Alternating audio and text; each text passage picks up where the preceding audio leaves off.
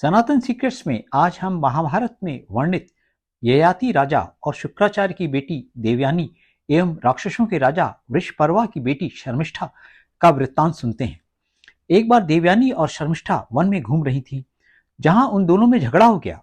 देवयानी का कहना था कि शुक्राचार्य बड़े हैं, शर्मिष्ठा का कहना था कि राजा वृषपर्वा बड़े हैं। झगड़े में शर्मिष्ठा ने देवयानी को कुएं में धकेल दिया और यह समझकर कि देवयानी मर गई होगी, शर्मिष्ठा नगर वापस लौट आई।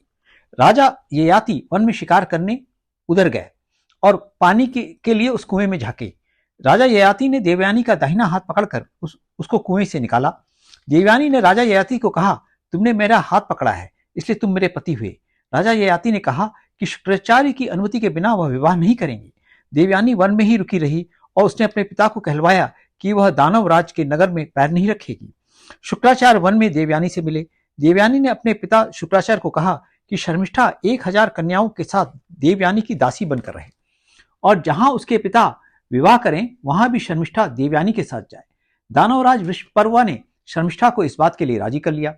फिर ययाति का विवाह देवयानी से हो गया। देवयानी के साथ शर्मिष्ठा को भी ययाति के घर जाना था।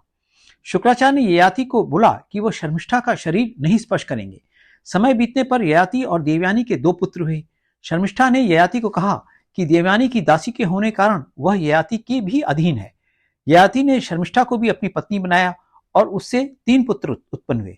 यह जानकर कि शुक्राचार्य ने ययाति को शाप दिया कि वह तुरंत बूढ़ा हो जाए। ययाति का मन संसार के भोगों से भरा नहीं था।